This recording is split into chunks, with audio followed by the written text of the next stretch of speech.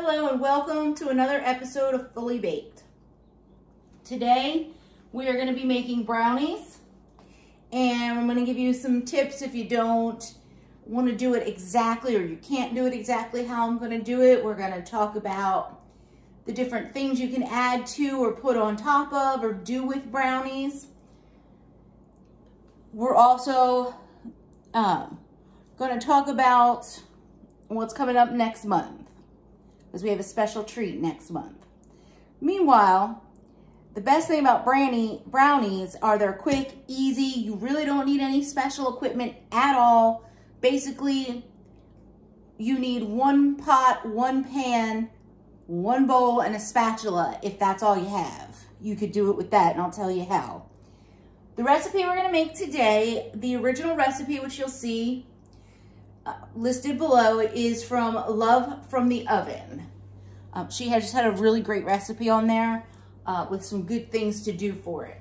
Because we're gonna be using, or making our own, in this case, double boiler. I do have one, but the easiest way to do a double boiler is a heat-safe glass bowl and a pot of simmering water. So I'm gonna go wash my hands, and then we're gonna put water in the pot and get it going to a simmer as we get started. So as always, we wash our hands first. And I know people, even for this, want to put hot water in your pan so that it comes up quicker, but we don't need this to boil. So we want it to take its time and get to a good simmer, because we don't need a boil, we just need the heat from the simmer. So we're going to go ahead and get that going. Now I'm going to dry off my hands, and we'll get to pulling some products. Okay. Let's turn that the other way. All right, for this recipe, we're going to need 10 tablespoons of unsalted butter, 1 1/4 cups sugar, 3/4 cups plus 2 tablespoons of unsweetened cocoa powder. And then we need a ½ teaspoon of salt, teaspoon of vanilla, 2 large eggs, 1/4 cup of all-purpose flour, teaspoon of baking powder. Today we're going to be adding peanuts to ours. I'm using lightly salted, already cooked, out of the jar peanuts that I'm going to chop up.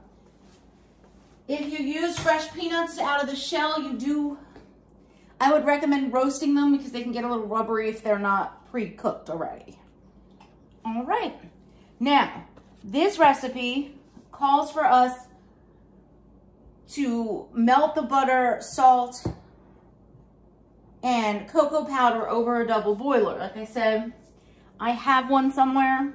I prefer to put my glass bowl, as long as it's heat safe, over top where it's not touching the water, it's simmering below, and we're using the heat.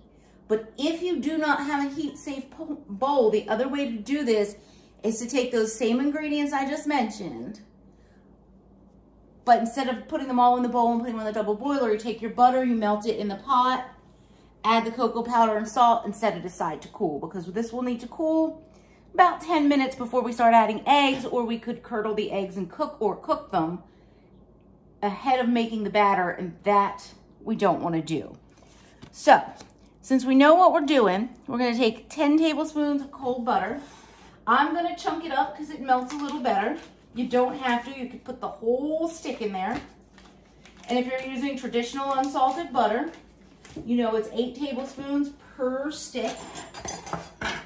So on the first stick, I'm just going to chunk it up as I feel like it. And just right into the bowl.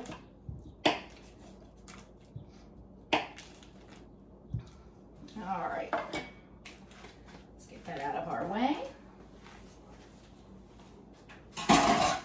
And what else is going to go straight into that bowl? What else goes straight into that bowl is going to be the sugar. So 1 1/4 cups sugar.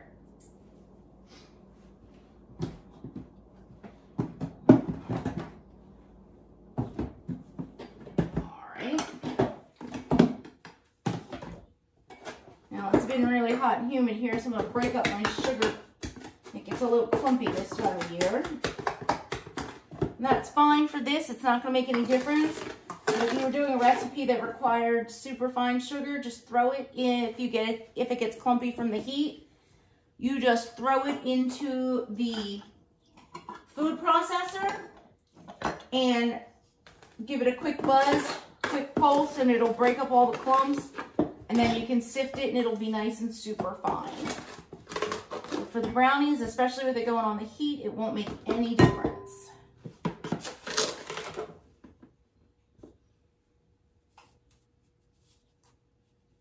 All right. There's our cup of sugar. Next thing that goes into this particular section will be our salt. So let's get our salt. And we need a ½ teaspoon.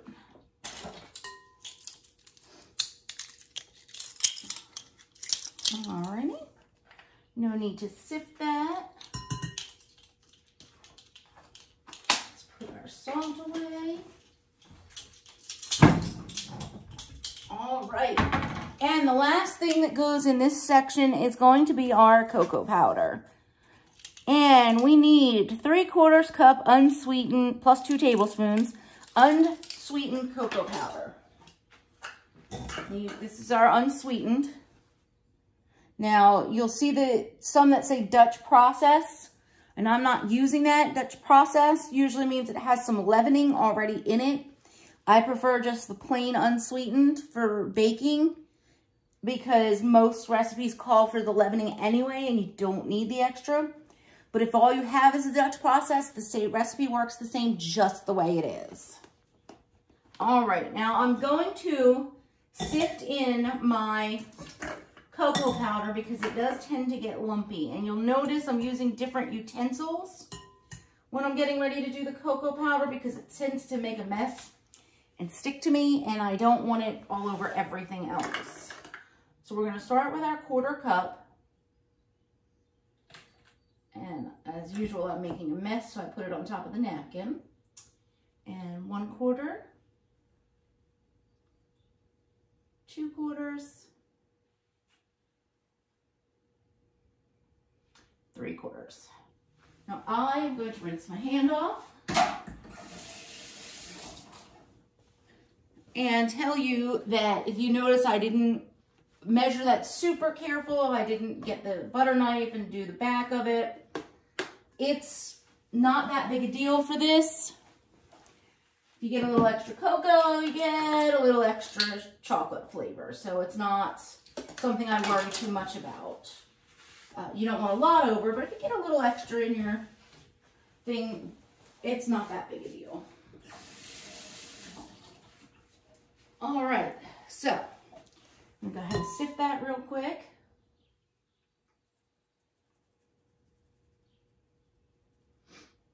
As you can see, we got little clumpies in there, which is typical with cocoa powder, and they have a hard time melting, which is also why you put it into the melting sugar, because it doesn't dissolve super easy.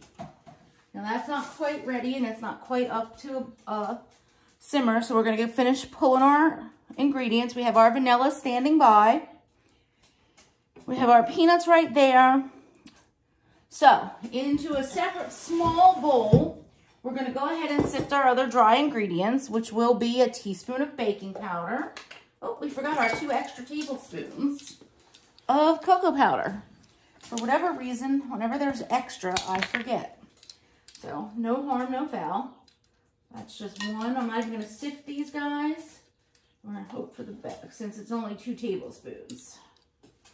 All right. And this is why I pull everything again ahead of time, because it gives me a second to remember what I forgot. All right. So, where were we? Teaspoon baking powder. All right. We're going to drag it across the lid. Now, this doesn't need a lot of flour, so We only need 1/2 cup of AP flour. Put that away, we didn't use it. And we'll put that away, or put that aside because we're done with that one. And we'll get ourselves a 1/2 cup of flour, and we already have our eggs. Oh look, I forgot the other half of the butter too.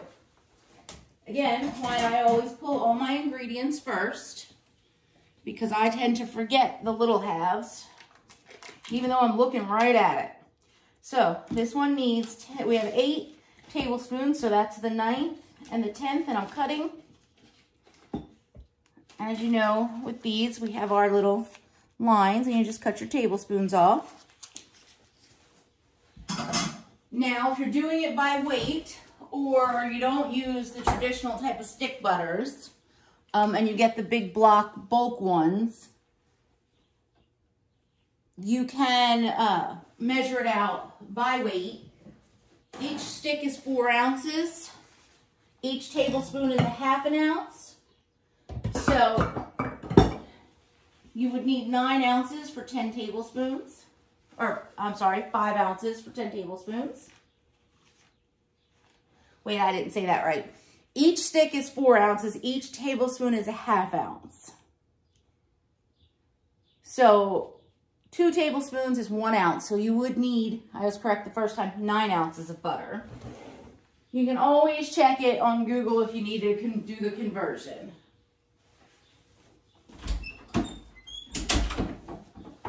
Say if you find a recipe you want to try and it's in grams and you want it in ounces, you can always look on Google and just ask Google how many ounces is this many grams and so forth. And you can do that with butter too, tablespoons to ounces. Now, because this uses so little flour, I'm not even going to bother to whinge it over with the little butter knife, because if we get a little extra in a brownie recipe, doesn't really matter. Okay, and I just suddenly realized I need a better pan. So give me 2 seconds, y'all, and I'll be right back with you. Okay, now that we've got the right pan, we're gonna go ahead and sift our flour like we always do. Now that we're sifted, we can go ahead and prep our other equipment. So we're gonna go ahead and plug our blender in ahead of time. We're gonna go ahead and put our beaters in. I do every week, and I can't ever do it on the first try. There we go. Put that away. And then the last thing we're gonna do before we start melting everything is chop some peanuts and prepare our pan. Now we can let that water simmer. As long as it doesn't start to run out of water, you're good. All right. We've got our pencil. We want to trace our outline of our pan. Now remember, you can just spray the inside of your pan really good. With brownies, you want to spray it super good. Or you can find that baker spray that has flour right in it. In your baking aisle, it's called, at least the one I use, when I use it, is called Baker's Joy. And it's basically just like your cooking spray, but with flour in it. And it's really great for baking. You can do it the old-fashioned way and simply butter and flour your pan, but you need to make sure you cover the entire sides and bottom really, really well with butter and get a good coating of flour, especially with brownies, because they stick like crazy. Now, you'll notice I've got a very small 8x8 pan. I don't know that I have this listed anywhere, but you can get these at Walmart, Target, anywhere. Most of the brownie recipes fit in these pans. You get a nice, thick, fat brownie. If you want one the size of the cake we made last month, then you need to use a double recipe. And this recipe you can double super easy. All right, let's just get this in here. I'm gonna take this to the sink so I don't get spray all over our area. And give it a good spray down. Remember when we put in our parchment paper, put the side we wrote on when we traced it down so it's not touching our food. And we'll just put that in there. Give it a good spray, make sure it stays in there the way it's supposed to. All right, our pan is ready. Let's get to chopping some peanuts. Now I'm going to use the big cutting board because when we're done and the brownies are cool, I'm going to use the other side the food didn't touch to pop our brownies out on. All right. I don't have a specific amount of peanuts I want for this.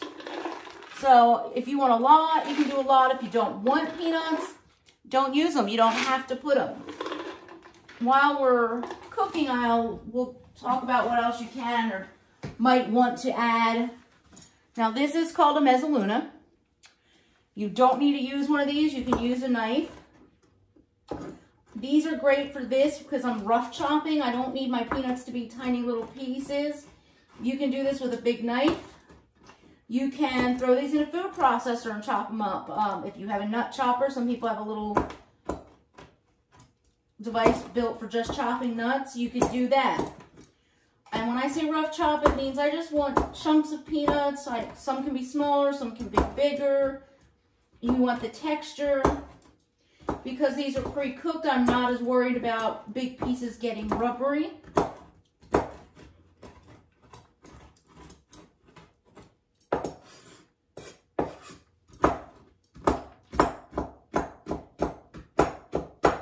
I'm shooting peanuts at myself.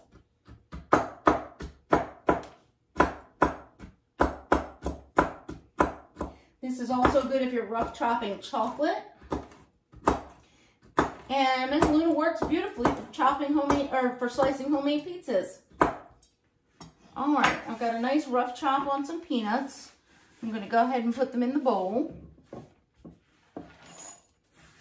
And that looks like a good amount of peanuts to me. So I'm going to go ahead and put that over here. We're going to dump this off out here so we don't get peanut crumbs everywhere. And leave it on our counter for later. Now, we're going to get to making the brownies. Let's get our oven on and preheated. We need a 325 degree oven, a little bit lower than we usually have. So let's get that on and going. So we're going to take our bowl with our butter, sugar, salt, and cocoa powder and set it over the top of the water. Now it doesn't touch that water, it just uses the steam and the heat to melt the butter. Now, like I said, if you don't have a heat-safe pan, you can easily melt the butter in a pot, add everything else to it as the butter melts. Alrighty. Now, if you don't do chocolate or you're allergic to chocolate, you can make a blondie instead of a brownie. There's some wonderful recipes on the web for blondies. They are different. A lot of people think that blondies are just brownies without the cocoa powder, but that's not really true. What they are, instead of cocoa powder, you're using brown sugar. Blondies can be really dry, so I always say all blondies need some sort of filling.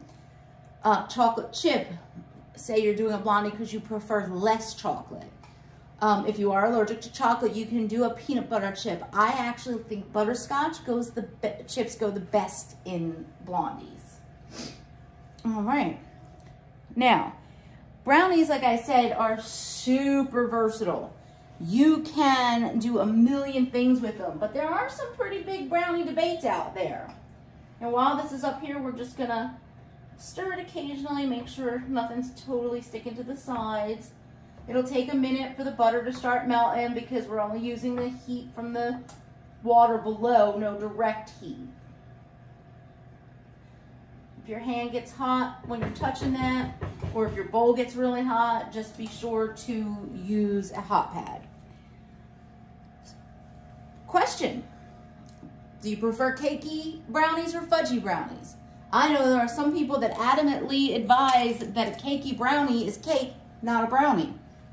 Yeah, I don't necessarily agree with that. I don't like my food too wet. I like them more on the cakey side. I don't know. Let me know in the comments. Fudgy or cakey? Icing or no icing? This is a big debate. When we did brownies in our fundamentals of baking class during pastry school, a bunch of us asked if we'd had to put the icing on since we were doing it for school, or if we could leave them uniced. And it started a huge debate in the room over whether brownies should even ever have icing. As a rule, I say no. They're sweet enough. The exception is sometimes a cream cheese frosting is nice, especially if you put a little cayenne in it, it gives it a little spice. But that's just me. Now, the other thing you could add to these brownies, speaking of cayenne, is a dash of cayenne pepper to give your chocolate a little spice, a dash of cinnamon to give your cocoa flavor a little spice, or a dash of espresso powder to really give it a chocolatey zing. Like I said, extremely versatile item. All right, our butter's starting to soften. One of the other big debates is nuts or no nuts. Now, it's not a debate if you're allergic to nuts. Obviously, you're not going to put them in if you're allergic to nuts. And if you say nuts, what kind? I'm using peanuts because I want that peanut butter chocolate flavor this time. Walnuts is a good one that everybody goes to. I think pecans are lovely, even pistachios. But some people don't think any nuts should go in there. Let me know your thoughts. If you are allergic to nuts and you want something in your brownies, you can use chocolate chips, butterscotch chips, Reese's peanut butter chips. Those are really yummy. Also, you could use dried fruit. I'm going to say no raisins. I don't think raisins go in food, but dried cranberries are amazing in brownies. Dried cherries are amazing in brownies, which leads to fillings. You can do dried fruit. One of my favorite fillings to do in a brownie is to make a peanut butter filling where I take peanuts, fresh shelled peanuts or unsalted peanuts, grind them up in the food processor until I get a peanut butter consistency, add a little powdered sugar, and I've got a peanut butter filling. I layer that on half my brownie mix. On top of that, I layer either a jam or dried fruit, and then layer more brownie on top and make peanut butter and jelly brownies. They're one of the favorites. It's like a weird chocolate peanut butter and jelly sandwich that just tastes so good. You can swirl cream cheese inside your brownies, which is super yummy. Another big favorite among people that I know is swirling a caramel sauce into your brownies. I've also done strawberry sauce. The same kind of strawberry sauce you might put over a cheesecake. Swirls really nicely in there. They are extraordinarily versatile. They're great if at the last minute your kid tells you they need something for school tomorrow, a bake sale, or you suddenly remember at 9 o'clock at night you promised to bring something for work tomorrow. They're just super easy, super versatile, and for most people, you have butter, sugar, flour, cocoa in your house every day, so you can whip up a batch, no problem. I would say if you're doing them for work or a kid's classroom, to double your recipe because it is a smaller recipe. The other thing you can do for birthdays or special occasions, or just a random treat day for your kids or yourself, is take your brownies, you cut them into small squares about yay big, put them in the freezer for like a half hour so they harden up a little. Pull them out, put a little scoop of ice cream, put them together, pop them back in the fridge for 5-10 minutes, let everything settle back together. and you have a quick ice cream sandwich out of your brownies. So you can also make crookies, or brookies, I think is what they're called, where you take the pan we have out and you make chocolate chip cookie dough, and you layer that in, and you partially cook your cookie dough, or at least I do. I know not every recipe calls for it. And then you layer on top your brownie mix, put it back in the oven, and finish cooking. And then you have a brownie and cookie layer. Those are really nice for an alternative for birthdays as well. All right, you can see we're getting melted. With the butter, I still have just a few chunks. You want to make sure everything is melted. All right. Once that is nice and melted, I'm going to pull it off so you can see. Turn that oven off. Please don't forget when you do this that you have a hot spot on your oven. I'm going to take it. As you can see, all the butter's melted in.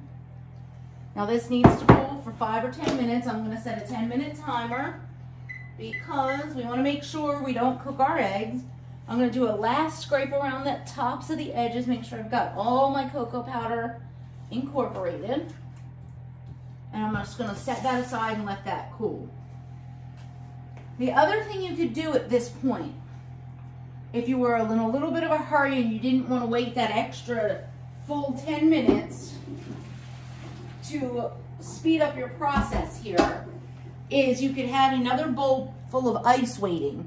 You would set this bowl in the ice and continuously stir until this comes down in temperature. Not necessary, just something you could do. All right, I'll be back with you as soon as that's cool enough where we can continue. All right, we are now cool enough to proceed with what we were doing. So once this is cooled down, we're going to go ahead and add our vanilla, which was a teaspoon. And as you know, as usual, I like a little extra vanilla. You could also use orange zest and a little juice from your orange, or orange extract. Be really careful with the orange and lemon extracts. They are really strong.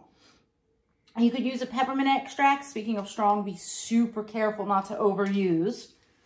You could use an almond, depending on what flavor you want to bring out of your chocolate. I do like it with the vanilla and the almond the best.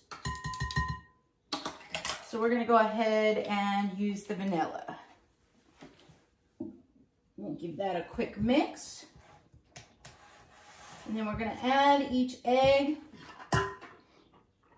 one at a time as usual. So crack. All right, that one's good.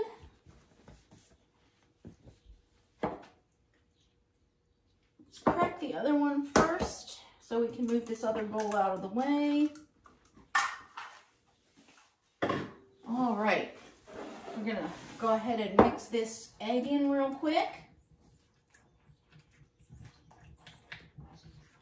Once it's incorporated, and you'll be able to see that, like right here, when you look closely, you can see that egg is slightly different than the brownie. So you just want to fold it, come from the bottom up, and fold it in. And we're going to go ahead and put our other egg in. And like I said, if you look closely, you can see that the egg white sits on top. So you just break up your egg yolk with a stir. And then you want to go from the bottom up and fold that egg white so that it mixes fully into your brownie mix. Now, we go on and on in just about every recipe. Don't overmix, don't overmix, don't overmix. This particular recipe, you do need to make sure that you fully incorporate your flour into this batter and get it well mixed. So we're going to go ahead and add our flour and baking powder mix.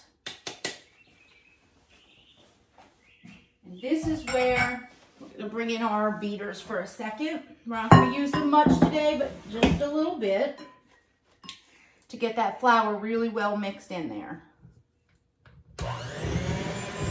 Start low so you don't end up wearing all your flour. Give it a scrape down. Now I'm using a lower bowl today, so I have to be a little extra careful.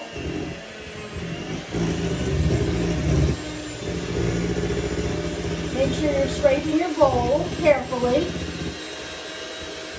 Like I said, if you don't have a beater, you don't even need it. You can just use your spatula. You just need about 200 beats by hand to get the mixture fully incorporated.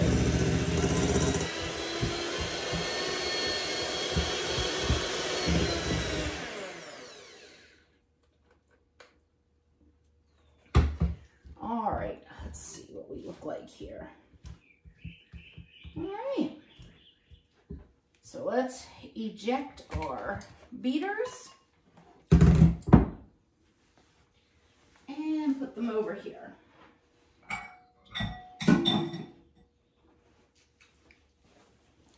Now, if you're adding fruit, nuts, chocolate chips, this is where you do it. And what you're going to want to do is hand mix those in so they don't clog up your beater. And if at this point you've added your peanuts and you think you want more peanuts in there, quick chop some more, or if you think you want more chocolate chips, add more. I want a nice crunch with some peanut flavor, but I don't want to be overwhelmed. All right. We've got our 8x8, well, I think this one's 4x4. Hold on. Let's make sure we know, so I'm telling you the right size. No. This one is a 9x9. You use a good 9x9, 8x8 pan for a single recipe of brownie or blondies, because they're always a smaller recipe. Pour them out of your bowl.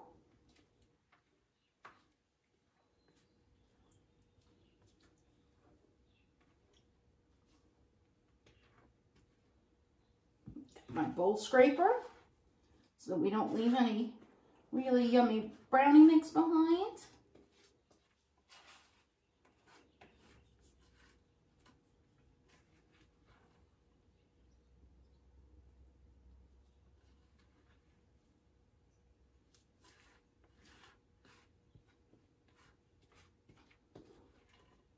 All right.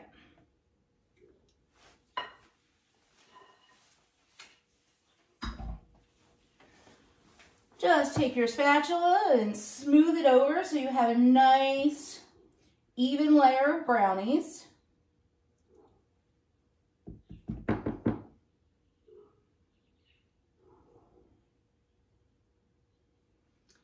All right.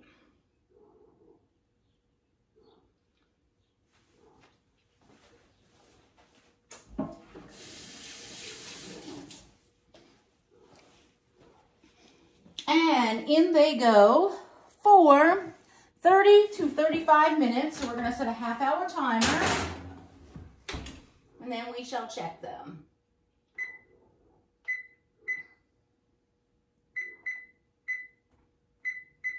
All right, I'll be back with you when they're ready to pull out of the oven. Okay, timer's going off. Let's give it a check. Now, brownies are a little different than cake when you check them with your toothpick, because some people want them a little more fudgy, some a little more cakey. So you stick it in and you take a look. Now, when you look at this one, you can see it's a little sticky. It's still a little wet. You could pull them out. See? You could pull them out at this point because it is just a little fudginess, not wet. If these weren't ready to be pulled out as a fudgy brownie, it would have come out wet on your toothpick. I'm going to leave them for a couple more minutes because, like I said before, I actually like my brownies a tad bit cakier. So we're going to let that go for a few more minutes. We've got our trusty rack out so that we can slice these bad boys up, or I'm sorry, cool these bad boys off. And once they're cool enough, we've got our trusty cutting board so that we can slice them up and I can show you what they look like when they come out. I'm gonna grab the knife for slicing so we're all set when it's time. And for this kind of slicing, I usually use my bread knife simply because it's long enough to slice them, but you can use whatever you have. If you want them to be the exact same size and shape for kid's birthday, if you're gonna wrap them individually, you can go ahead and measure them out and score them lightly on the top with the knife so that you get exact squares. These are for my house. I'm just gonna cut them into squares. All right, we've got a couple more minutes and I'm gonna let you know that you can send me any comments, any questions, suggestions for future recipes you want to see. You can either put them in the comments below the video. You can send me a message on Instagram or Twitter. If you make these and you want to let us know how it went, drop us a line. And as usual, or I shouldn't say as usual, but for this, remember, if you want to weigh in on the debate, fudgy or cakey, icing, no icing, nuts, no nuts, drop us a line. Let us know how you feel about brownies and how you like them. All right, I'm going to retest these a couple minutes in because I don't want them to get overcooked and be dry. All right. So these are going to be super nice and fudgy. And we're going to set those down for a few minutes before we take them out. And you can see it comes out with the fudgy. And how we know, in case you're wondering, how do I determine with a brownie if that is wet or fudgy? Take your finger, you can see it on my finger, roll it between your fingers. If it's the fudginess, you'll see that it rolls up. If it was just still wet, it would just coat your finger. All right. Give it a couple minutes in the pan to cool so that they don't break when we dump them out. There's my hot pans. Now, I'm going to get a butter knife and I'm going to go around the edges before I try and take these out because, like I said before, brownies are very sticky, so we don't want them to stick to the pan anywhere when we try to turn them out. And just gently come around the edges of the pan. Now, you could just cut your brownies in the pan and take them out of the pan. Some people choose to do that. I don't because I don't want to cut up my pan. And once you've gone all the way around, and it's not stuck to the sides anywhere with any crispy bits, then you know it'll be good when it comes out.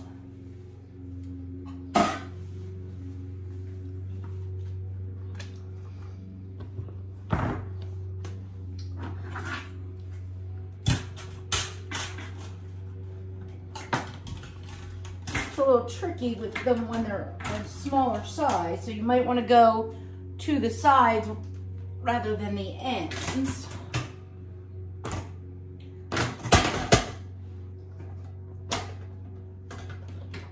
Alrighty. And now, oops, we just let them cool. I'm going to give that about 10 minutes and then we should be able to cut them.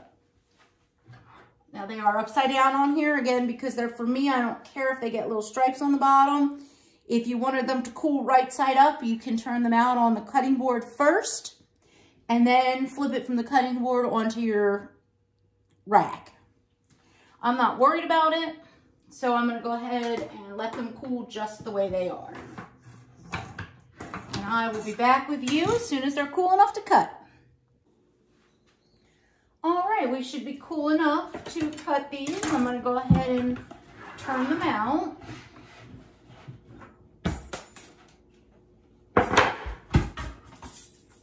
All right. They look pretty good. You can see the little crust you get on the top. When you push them, not too hard, you don't want to bust your little crust bubbles. You get a little, it should be a little soft rather than the pushback you get from cake. So it'll be nice and fudgy. Now, like I said, if you want to make perfect squares, you can get the measure out and measure off your inches. I usually just do 3 fingers. My hands are pretty small, so, and just cut through. And on a nice fudgy brownie,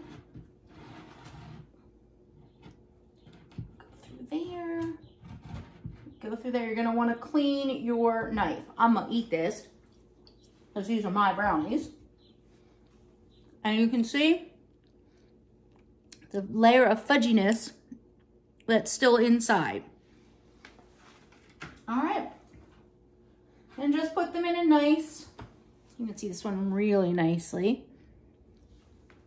Now again, if you're slicing these to take somewhere and you don't want to get fudginess on another piece like that one, and keep a bowl of hot water and a paper towel, and between every slice, wet the knife in the hot water, wipe it down, and do your next cut. But like I said, for the house, I'm not overly concerned about that. All right, we'll finish giving these a nice slice. And I made a nice little skinny part. These are nice and rich. You do not really need a big brownie with these. You can see they're nice and fudgy. All right, so that is a nice fudgy brownie. If you want them more cakey, cook them about 5-6 minutes longer. So I mentioned earlier in the video, we have a really special and exciting episode next month. We're going to be doing old family recipes. And I say recipes because I'm going to have a special guest, Christian, who you may know from Nerd Pod or Girls Pod, will be here with me. Because we have an old family recipe that I don't give out, so I won't be giving the recipe during the video. But it's only for family, and since she is family, she's going to come over and make it, because the reason we're doing a video on old family recipes is this, like many old recipes, say, add flour till your dough is right. And so if someone doesn't show you, you don't know what that means. Or it'll say a pinch of salt, a dash of this, a handful of raisins. And how do you know what that is? How do you know what they meant? Especially if the person whose recipe it is isn't there anymore or is no longer able to show you how to do these recipes. So what we're going to talk about while she learns to make this recipe is what a pinch is, what a dash is, how to get the information you need to make an old family recipe when you don't have it written down that way. Alrighty, it's going to be really exciting and a lot of fun, and a lot of the tips that we'll give in the next video will also be good for cooking, not just baking. All right, so that concludes today's brownies. Again, let me know if you have any questions or comments, or you want to just be heard on what you think should or shouldn't be in a brownie. And as usual, I want to thank For the Fans Media, especially Haley and Mark, for giving me a place to put these videos up.